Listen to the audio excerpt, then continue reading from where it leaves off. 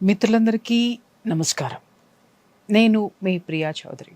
మీకోసం ఎన్నో సమస్యల మీద డిస్కస్ చేసి, అలాగే మీకోసం మీకున్నటువంటి ఎన్నో సమస్యలకి న్యాయపరమైనటువంటి సలహాలను అందిస్తూ ఎన్నో ఎన్నో ఎన్నో ఎన్నో విధాలుగా మనకి సహాయపడుతూ మనకెంతో హెల్ప్ చేస్తున్నటువంటి నాగేశ్వరరావు పూజారి గారు మన ముందు ఉన్నారు. ఈరోజు ఒక మంచి సబ్జెక్ట్ తోటి ఒక మంచి ఇష్యూ తోటి వారితోటి మాట్లాడదాం. సార్ నమస్తే. ఒక పక్క బాధ, ఇంకొక పక్క నైరాశ్యం. ఎందుకు అని అడగండి. విడాకులు తీసుకోవడం అనేది చాలా బాధ కలిగిస్తుంది. ఎందుకంటే మన కుటుంబ వ్యవస్థ విచ్ఛిన్నం అయిపోతుందన్న బాధ. సరే, విడాకులకు వెళ్ళిన తర్వాత అది ఎలా ఉంది అని అంటే, మన చట్టంలో ఉన్నది నాకు అవగాహన ఉన్నంత వరకు 1 సంవత్సరం లోపే ఆ విడాకులు మంజూరు చేయటమో లేకపోతే వాళ్ళు కలిసి ఉండడమో ఏదైనా 1 ఇయర్లో ఆ కేసు క్లోజ్ అవ్వాలి అనేటటువంటిది న్యాయపరంగా ఉన్నటువంటి టైం పీరియడ్. కానీ ఒక్కొక్క అడ్వకేట్ నేను మాట్లాడినా కానీ వాళ్ళు వచ్చి నా దగ్గరికి వచ్చినటువంటి క్లయింట్స్ చెప్పేటటువంటి విషయాలు కానీ 2 years పడుతుంది, 3 years పడుతుంది, 5 years పడుతుంది కాదు, పడుతున్నాయి సార్. నేను చూస్తున్నా వాళ్ళు 3 సంవత్సరాలు 4 సంవత్సరాల నుంచి విసికి వేసారి తిరిగి నా దగ్గరికి వస్తున్నారు. మేడం, మీరు ఏదైనా వేరే మార్గం ఏదన్నా ఉంటే మాకు చెప్పండి, మేము దాని ద్వారా సెపరేట్ అవుతాం. జీవితం అనేది ఎటు కాకుండా పోతుంది అనేటటువంటిది ఇరువైపులా అటు అమ్మాయి అయినా ఇటు అబ్బాయి అయినా సరే ఇద్దరు సఫర్ అవుతున్నటువంటి సిచ్యువేషన్స్. ఎందుకంటే ఒకటి తెగిపోతే మానసిక సంఘర్షణ నుంచి బయటపడతారు సార్. అలాగే ఒకటి తెగిపోతే ఇంకొక జీవితాన్ని సెలెక్ట్ చేసుకోవడం అనేది ఉంటుంది. ఇలా కాకుండా ఇలా సంవత్సరాలు ఈ విధంగా సాగదీయడం వెనుక ఉన్నటువంటి ఉద్దేశం ఏంటి చెప్పండి. ఇప్పుడు చట్టంలో మీరు అన్నది వాస్తవం. జనరల్గా ఇప్పుడు డైవర్స్ కేసెస్ అనేవి ఎక్కువ పెరిగిపోయినాయి కాబట్టి మనకు డైవర్స్ కేసెస్ ఒకప్పుడు చాలా తక్కువ ఉంటుండే. కరోనా తర్వాత మరి అటు ట్రెండ్ అంటామా లేకపోతే ఏమంటామో తెలియదు, కానీ కరోనా తర్వాత అయితే విపరీతంగా పెరిగిపోయినాయి. ఎందుకని ట్రెమెండస్గా పెరిగిపోయినాయి. సో నాకు బాధేస్తుంది. రోజు 150 కాల్స్ నాకు వస్తున్న కాల్స్ 150 నాకు చెవి ఇట్లా వాచిపోతుంది. మీరు 150 చాలా తక్కువ. అట్లా అసలు ఏంటి సార్, ప్రతి ఒక్కరు ఏడ్ చేస్తున్నారు విపరీతమైనటువంటి ఇది. ఇంకా మీకైతే చెప్పనే అక్కర్లా, వరుసనే ఉన్న 10 నంబర్లు 15 నంబర్లు మోగుతానే ఉంటాయి 24/7. సో ఎప్పుడైతే ఈ డైవర్స్ కేసెస్ ఎక్కువైపోయినాయి కదా, దాంట్లో ప్రధానంగా వచ్చే ప్రాబ్లం ఏంటంటే, ఇప్పుడు అందరు అడిగే ఒక క్వశ్చన్ ఏంది అంటే, మీతో సహా అందరు అడిగే క్వశ్చన్ ఏంది అంటే, డైవర్స్ కేసెస్ అనేటి ఒక 4 to 5 years కోర్టులో ఎందుకు పడుతున్నాయి, ఎందుకు నలుగుతున్నాయి, లేకపోతే ఎందుకు అంతసేపు రన్ అవుతున్నాయి అనేది, ఒక 4 to 5 years ఎందుకు అంతసేపు రన్ అవుతున్నాయి అనేది అది ప్రధానమైన క్వశ్చన్. అందరు అడిగేది కూడా. అందరు చాలా మంది ఏమనుకుంటారంటే, ఇట్లా కోర్టుకి వెళ్ళగానే డైవర్స్ వచ్చేస్తాయని చెప్పి చాలా మంది అనుకుంటుంటారు. దానికి తగ్గట్టు మన పత్రికలు కానీ లేకపోతే ఇంక్లూడింగ్ మీడియా కావచ్చు, సుప్రీంకోర్టు కానీ ఇతర హైకోర్ట్స్ ఇచ్చే జడ్జిమెంట్స్ని జనాలకు చక్కగా చెప్పకుండా కూడా ఉండటం వల్ల తొందరలో డైవర్స్ అనో తర్వాత నెల రోజుల్లో డైవర్స్ అనో వీళ్ళు రకరకాల క్యాప్షన్లు పెట్టడం ద్వారా కూడా జనాలందరూ కన్ఫ్యూజ్ కన్ఫ్యూజ్ అయిపోతున్నారు. ఇంతకుముందు మీరు చెప్పినట్టు ఎనీ డైవర్స్ కేసు చట్టంలో ప్రయోజనం ఏముంది అంటే 1 year లోపు క్లోజ్ చేయాలి. అదే 1 year లోపు క్లోజ్ చేయాలి. చట్టంలో ఉన్న ప్రొవిజన్ అది. ఓకే, అది మనకు సపరేట్ జీవోలు ఉన్నాయి. చాలా సందర్భాల్లో హైకోర్టు కానీ ఇతర కోర్టులు కానీ డైవర్స్ కేసెస్కి వచ్చే వాళ్ళకు 1 year లో క్లోజ్ చేయాలని చెప్తున్నారు. 1 year లో క్లోజ్ చేయాలని చెప్పినా కూడా మనకు మార్కెట్లో ఏమవుతుంది, యావరేజ్గా మనకు ఒక 3 to 5 years పడుతుంది, depend upon the situation. So నేను కూడా చాలా సందర్భాల్లో అందరికి చెప్పేది ఏంటి అంటే, ఒక వ్యక్తి పెళ్లి చేసుకునే ఏజ్ వచ్చేసి 25 నుంచి 30 మధ్యలో, ఇప్పుడున్న కల్చర్ ప్రకారం 25 to 30 మధ్యలో చేసుకుంటున్నారు. 30 కూడా చేసుకుంటారు. జనరల్ గా అసలు జనరల్ గా మ్యారేజ్ ఎప్పుడు కూడా 22, 23, 24 లో చేసేయాలి. ఎప్పుడైతే నువ్వు 22, 23 లో మ్యారేజ్ చేస్తావో ఆరోగ్యపరంగా, సామాజిక పరంగా, ఆర్థిక పరంగా అన్ని రకాల సెట్ అయిపోతుంది. మన భారతదేశ వ్యవస్థ అదే. అమ్మాయిలకు 20, 22 లో చేసేయాలి, అబ్బాయిలకు కూడా 25 లోపు చేసేయమని చెప్తాను మ్యారేజ్. 30 అయిపోయి వాని యవ్వనమంతా అయిపోయి తర్వాత ఈ చదువులని అవని ఇవని అలా ఫీలింగ్స్ అని చంపేసుకున్న తర్వాత ఇక అప్పుడు వాళ్ళ జీవితంలో ఏమి ఉండదు ఇంకా. మనం చాలా సందర్భాల్లో ఇవి డిస్కస్ చేసాం అది కూడా ప్రతి ఒక్కరు ఏంటంటే సెటిల్ కాలేదనో లేకపోతే ఇది చదవాలనో ముందు జీవితాన్ని చదవండి. విషయం ఏంటంటే ముందు వీళ్ళు జీవితాన్ని చదివితే ఎగ్జాక్ట్లీ తర్వాత మిగతాన్ని చదవచ్చు గంట లేట్ అయినా. కెరీర్ అని చెప్పేసి అని కెరీర్ లో పడిపోయి ఆ ఎదుటి వచ్చేటటువంటి సవాళ్ళను ఎదుర్కొని డిప్రెషన్ లో డిప్రెషన్లోకి పాలైపోయి వెళ్ళిపోయి ఏమవుతుంది, పిల్లలు పుట్టడం లేదు, IVF సెంటర్లు కిటకిటలాడిపోతున్నాయి, ఆడిపోతున్నాయి, కౌన్సిలింగ్ సెంటర్లు కిటకిటలాడుతున్నాయి, అడ్వకేట్స్ కిటకిటలాడుతున్నాయి. అరే సరైన టైంలో ఉంటే అందరం దుకాణాలు బంద్ చేసుకోవచ్చు, అందరూ వేసుకోవచ్చు. అది దాని అది ఎవరికి అర్థం కావడం లేదు. ఏమన్నంటే జాబ్స్ అనో కెరీర్ అనో చదువుకోవడానికి ఫారెన్ వెళ్ళడం అనో ఈ రకరకాల కారణాల వల్ల ఇప్పుడున్న ఫుడ్ కల్చర్కి మనం తినే ఫుడ్లో ఎక్కడ కూడా క్వాలిటీ లేదు. లేదండి, అది ఎవరికి అర్థం కావటం లేదు అది. కాబట్టి ఇప్పుడు ఏంటంటే డైవోర్స్ అనేది మనకు వాస్తవంగా 1 yearలో క్లోజ్ చేయాలని ఉన్నా కూడా జనరల్ మార్కెట్లో 3 to 5 years పడుతుంది. ఏంటి అంటే దానికి మనం కర్ణుడి చావుకి 100 కారణాలు అన్నట్టు దీనికి మనం పర్టికులర్ ఒక కారణం చెప్పలేము. సరే ఏ కారణం చెప్పినా చెప్పకుండా ఒక 50 to 60% అడ్వకేట్ చేతిలో ఉంటుంది. ఓకే, సరే అది కొంచెం ఎక్స్ప్లెయిన్ చేస్తే. అడ్వకేట్ చేతిలో ఉంటుంది అంటే ఏంటంటే అడ్వకేట్ అనేది స్పీడీ ప్రొసీడింగ్స్ చట్టంలో ఉన్నాయన్నీ. ఎందుకంటే కోర్టుల మీద బర్డెన్ ఎక్కువ అయిపోయింది ఫస్ట్. రెండోది ఏమవుతుందంటే ఇప్పుడు అందరికి ఒక విషయం చెప్తానండి, చాలా మందికి అర్థం కాని ఒక విషయం ఏంటంటే ఇప్పుడు మనకు చట్టాలు 2 రకాలు ఉంటాయి. ఒకటి CPC, ఒకటి CRPC. CPC అంటే ఏంది, సివిల్ కేసెస్, ఆస్తి పంచాయతీలో లేకపోతే ఎంప్లాయ్మెంటో లేకపోతే ఇంకా దేనికన్నా సంబంధించిన CPC అంటాం. CRPC అంటే ఏంది, క్రిమినల్ కి సంబంధించినవి, కొట్టుకోవడాలు, తిట్టుకోవడాలు, మర్డర్లు, మానభంగాలు, మోసాలు చేయటాలు అంతా దీని కిందకి వచ్చేస్తాయి. ఈ సివిల్ కేసుకి వచ్చాక ఏమవుతుంది అంటే ప్రతిదానికి డాక్యుమెంట్ ఉండాలి. సివిల్ కేసులో ప్రతిదానికి ఒక డాక్యుమెంట్ ఉంటుంది. ఆ డాక్యుమెంట్ ఛాలెంజ్ చేస్తాము, ప్రతిదానికి ఒక ఎవిడెన్స్ ఉంటుంది. ఎవిడెన్స్ లేకుండా సివిల్ కేసు ఉండదు. డివోర్స్ కేసు సివిల్ కేసు కిందకి వస్తుందా? నేను చెప్తాది అదే చెప్తున్నా. సో నీకు ఒక ఆస్తి కొన్నా ఏదన్నా ఉన్నా ప్రతిదానికి ఒక ఎవిడెన్స్ ఉంటుంది, ఒక డాక్యుమెంట్ ఉంటుంది, అక్కడ పక్కాగా అన్ని కనిపిస్తుంటాయి. దాని ప్రకారం మనం సివిల్ కేసు రన్ చేస్తాం. డాక్యుమెంట్ ప్రతి సివిల్ కేసులో ప్రతిదానికి ఒక డాక్యుమెంట్ ఉంటుంది. క్రిమినల్ కేసుకి వచ్చాక ఏమవుతుంది, ప్రతిదానికి ఒక ఎవిడెన్స్ ఉంటుంది. ఓకే, ఇక్కడ డాక్యుమెంట్ అక్కడ ఎవిడెన్స్ ఉంటుంది. ఓకే, మ్యాట్రిమోనియల్ కేసుకి వచ్చాక డాక్యుమెంట్ ఉండదు, ఎవిడెన్స్ ఉండదు. ఇది 100%, 200%. దేనికి డాక్యుమెంట్ ఉండదు, దేనికి ఎవిడెన్స్ ఉండదు. మీకు అర్థమయ్యే భాషలో సార్ ఇంటికి పోతే నా పెన్లో అన్నం పెడతాను లేదు సార్, రాత్రిపూట కష్టపడి పని చేసుకొని వస్తే అసలు వంట ఉండదు సార్ అంటాడు. దానికి డాక్యుమెంట్ ఉండదు, ఎవిడెన్స్ ఉండదు. ఎందుకంటే అది వాళ్ళిద్దరికి సంబంధించిన అది 4 గోడల మధ్యలో ఒక భార్యాభర్తకు జరిగే సంఘటన. అది ఇంకోటి వస్తాడు, సార్ నేను మా ఆవిడ నన్ను రాత్రిపూట అసలు రాణిస్తాను లేదు సార్ పెళ్ళైన కానించి అంటాడు. ఇప్పుడు there are number of judgements that wife కనుక ఇంటర్ కోర్స్ కి అలో చేయకపోతే డైవర్స్ ఇచ్చేమని నెంబర్ ఆఫ్ జడ్జిమెంట్స్ ఉన్నాయి. ఇప్పుడు ఇది టెక్నికల్ గా తీసుకుంటే ఇప్పుడు కోర్టుకి వెళ్ళి నా వైఫ్ నన్ను రాణిస్తాను లేదు మనం అంటే, వైఫ్ అంటే నేను రోజు రమ్మంటున్నా వాడే రావటం లేదని అంటది.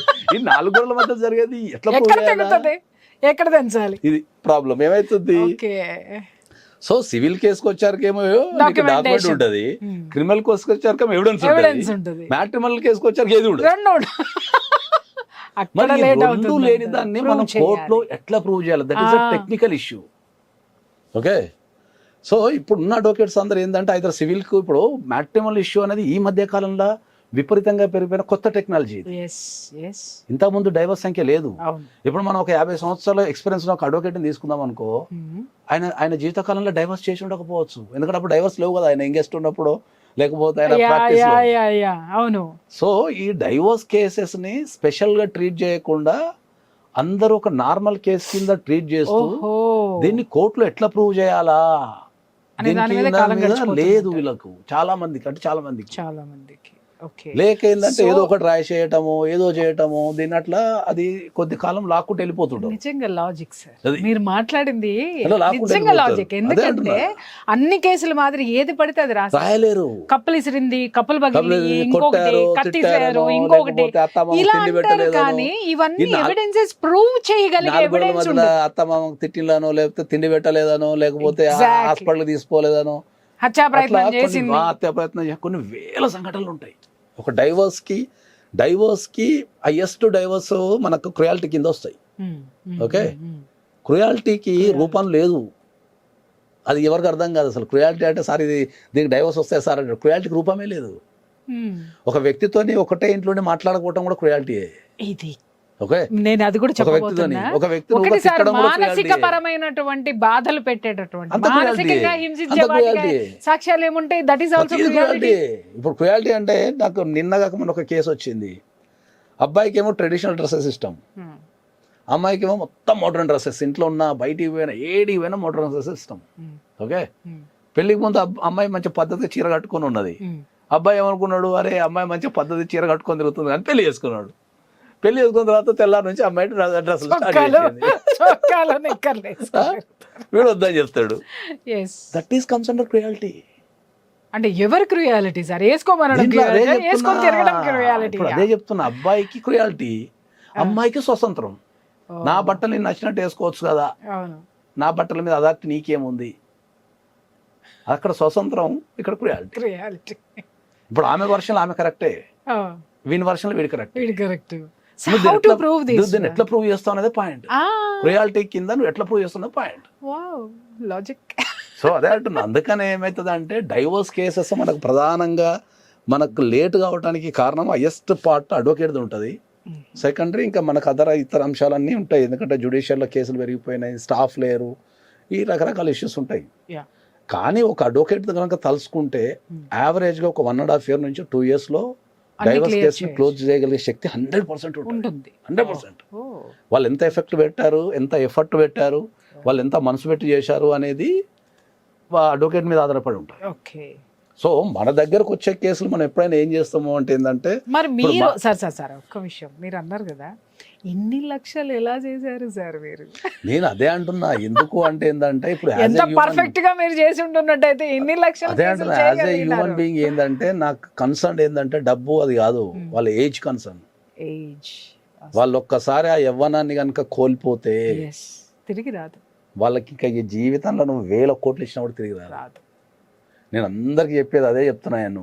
పెళ్లికి ముందు ప్రీమ్యాటల్ కౌన్సిలింగ్ కంపల్సరీ చేసుకోండి. మీ యవ్వనం పోయితే, మీ యవ్వనంలో మీరు కోట్ల చుట్టూ తిరుక్కుంటూ ఉంటే జీవితాంతం అదే ఉంటుంది.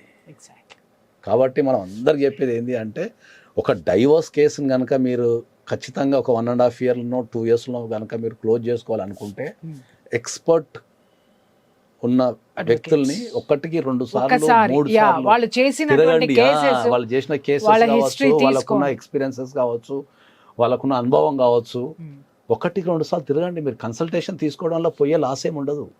మహా అంటే ఒక 1000 రూపాయలు 2000 వాళ్ళ స్థాయిని బట్టి తీసుకుంటారేమో. ఒక 1000 రూపాయలతోనో 2000తోనో జీవితాలు డిసైడ్ అయితే కావు కదా. మనం అదే చెప్తున్నాం, ఒక్కసారికి 2 సార్లు తిరగండి, ఎవరు ఎక్స్పర్ట్స్ ఉన్నారు అనేది చూసుకుంటే మీకు అక్కడ ఏజ్ అనేది కన్సర్న్ అయిపోయింది. ఇక్కడ సార్ ఆల్మోస్ట్ ఎట్లా అయిపోతుంది అంటే, ఇప్పుడు తీసుకోవడానికి ఎట్లా ఉంటుంది అంటే, ఎవరికి కూడా ఈ లీగల్ పరంగా కానివ్వండి అనుభవం ఉండదు సార్. ఇప్పుడు లాయర్ తోటి ఎప్పుడు అనుభవం ఉంటుంది? నాకు ఏదైనా ప్రాబ్లం వస్తే మిమ్మల్ని రీచ్ అవుతా, మిమ్మల్ని కలిసినప్పుడు ఏమవుతుంది అని అంటే, మీతో ట్రావెల్ చేసినప్పుడు నేను నా కేసులు చూసుకున్నప్పుడు నాకు ఒక అవగాహన వస్తుంది తప్ప, ఈ లాయర్లతోటి డాక్టర్లతోటి ఏదో సామెత ఉంది చూసారా, దీర్ఘరోగి సగం డాక్టర్ అన్నట్టుగా 6 నెలలు అడ్వకేట్ చుట్టూ తిరిగితే వాడు కూడా సగం లాయర్ అయిపోతాడు. అట్లా కాకపోతే ఇక్కడ ఏంటంటే నాలెడ్జ్ అనేది అందరికీ ఉండదు. అది ఇక్కడ మెయిన్ ప్రాబ్లం ఏంటంటే, ఎవడో ఒకళ్ళిద్దరికే ఉంటుంది, కానీ ఎక్కువ శాతం లాయర్ని సజెస్ట్ చేసే వాళ్ళు ఎవరు ఉంటారు? బాబాయ్లో నా ఫ్రెండ్ ఉన్నాడు, లేకపోతే ఇంకొకళ్ళు పలానా వాళ్ళు. నా దగ్గరకు వచ్చే కేసులన్నీ ఇవే. అందుకే చెప్తున్నాను నేను, ఏమండి కాదండి మా డాడీ ఫ్రెండ్ అండి, ఆయన దగ్గరికి వెళ్ళామండి. కరెక్టేనమ్మా, ఫ్రెండే కాదని అన్నట్ల. ఇప్పటికైనా మొహమాటం వదిలేసేసి ఆయన ఈ పాయింట్స్ అడగండి. అడిగిన తర్వాత ఆయన లేదు అనుకుంటే ఇంకొక లాయర్ని కన్సల్ట్ చేయండి అనేది నేను మాట్లాడడం అనేది జరుగుతుంది. లేదండి మా బావగారు పెట్టారండి లాయర్ని, లేదండి మా అన్నయ్య ఫ్రెండేనండి, ఇలా. అరే ఫ్రెండ్స్ కాదు ఇక్కడ కావాల్సింది, అరే ఎక్స్పర్ట్ కావాలి, మన సమస్యని తీర్చేటటువంటి సమర్థుడైనటువంటి లాయర్ కావాలి. ఒక టైం బాండింగ్ ఉండాలి. ఆ టైం బాండింగ్లో మనం క్లియర్ చేసుకోవాలి. ఎందుకంటే జీవితం దీన్ని పట్టుకునే సాగదీసుకుంటూ పోతే దానికి అర్థం లేదు కదా. దేనికైనా కానీ ఇలా కొన్ని ముఖ్యమైనటువంటి, ఇప్పుడు ఆపరేషన్ కూడా కొన్ని ఆపరేషన్స్ ఈ టైంలోపు చేసేయాలి.